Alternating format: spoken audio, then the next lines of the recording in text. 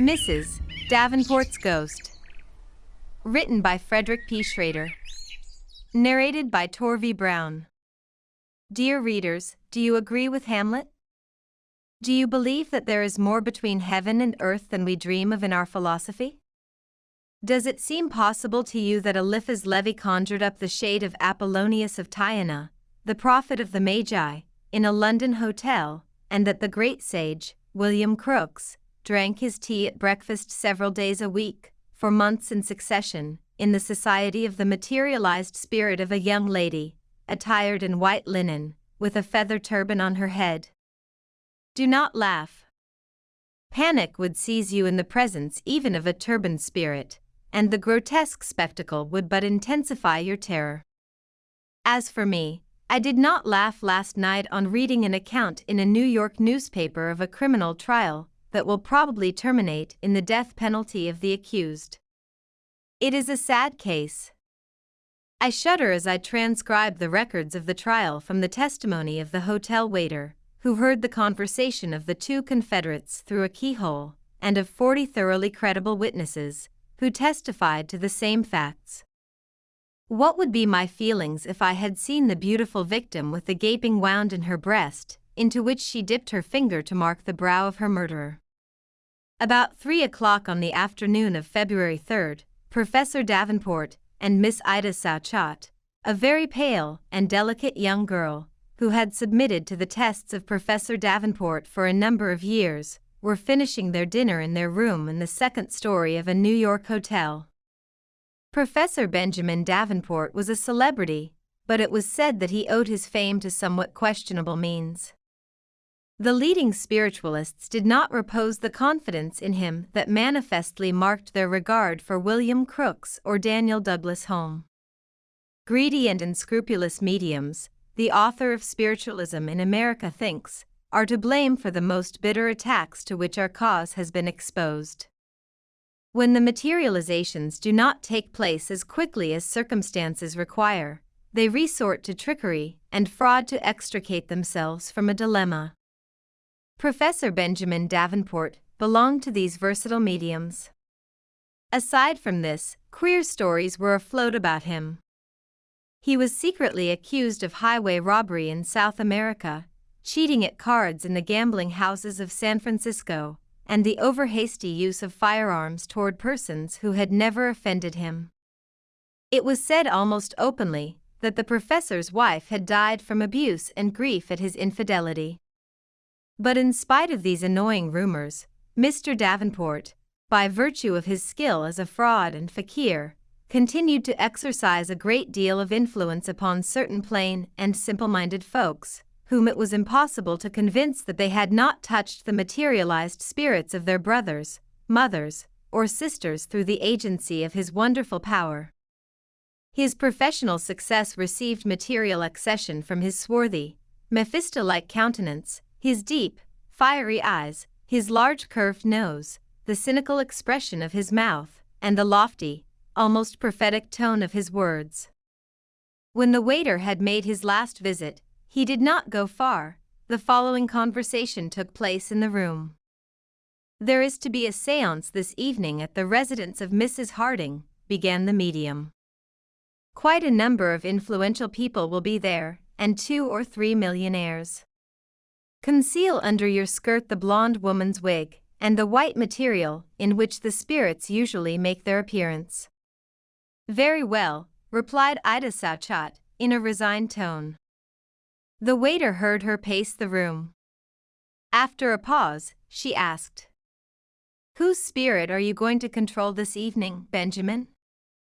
The waiter heard a loud, brutal laugh, and the chair groaning beneath the weight of the demonstrative professor. "Guess." "How should I know?" she asked. "I am going to conjure up the spirit of my dead wife." And another burst of laughter issued from the room, full of sinister levity. A cry of terror burst from Ida's lips. A muffled sound indicated to the eavesdropper at the door that she was dragging herself to the feet of the professor. "Benjamin, Benjamin. Don't do it," she sobbed. "Why not?" "They say I broke Mrs. Davenport's heart.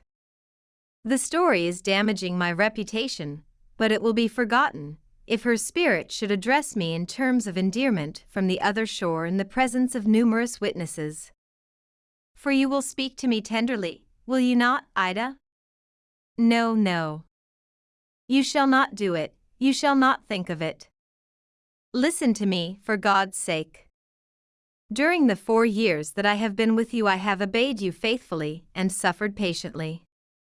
I have lied and deceived, like you. I learned to imitate the sleep and symptoms of clairvoyance.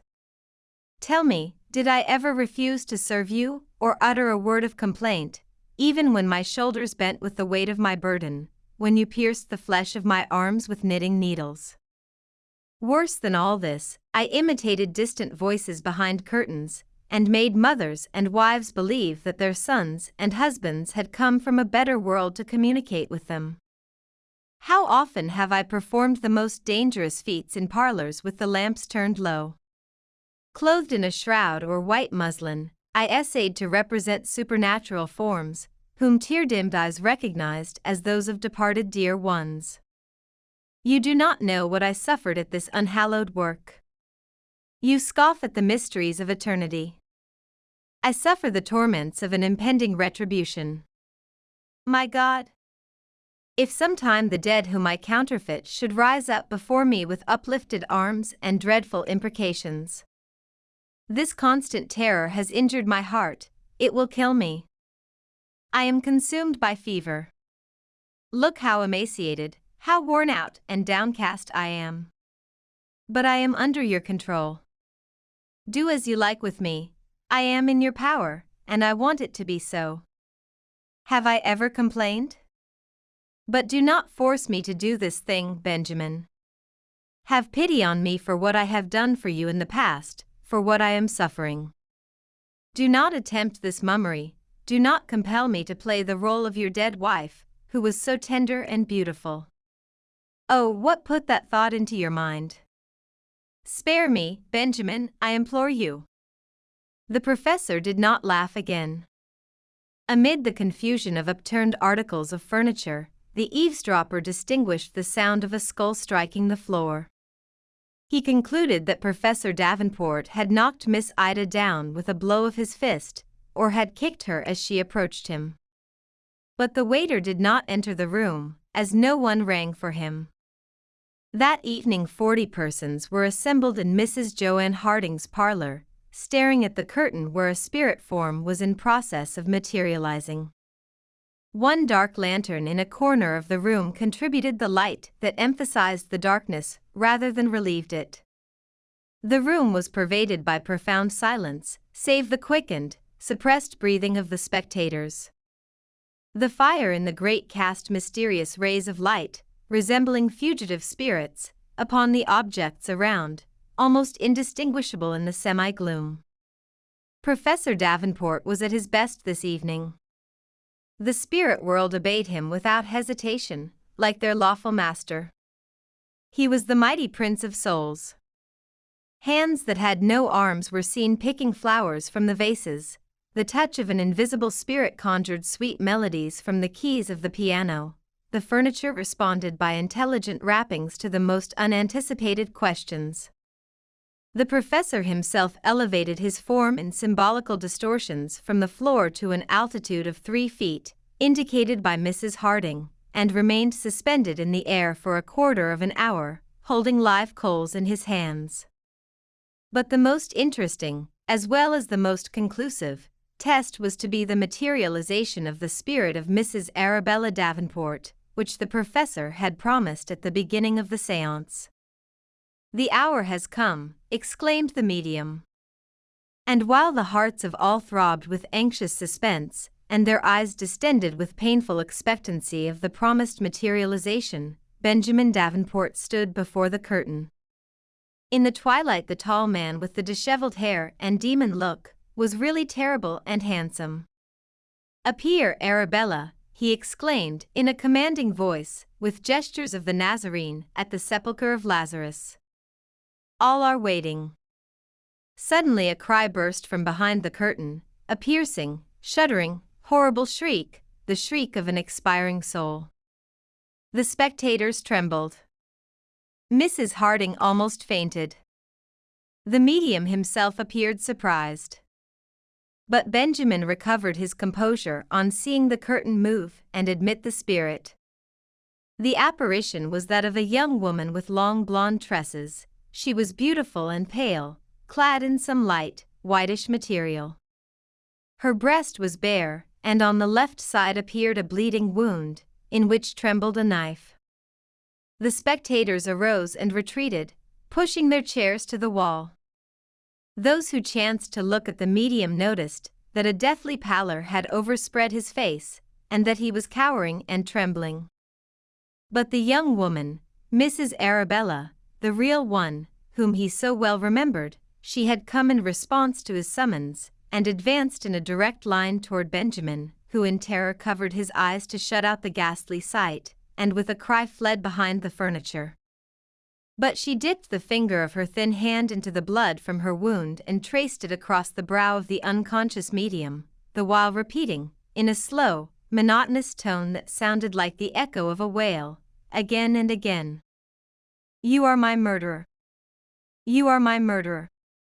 And while he was rolling and tossing in deadly terror on the floor, they turned up the lights. The spirit had vanished.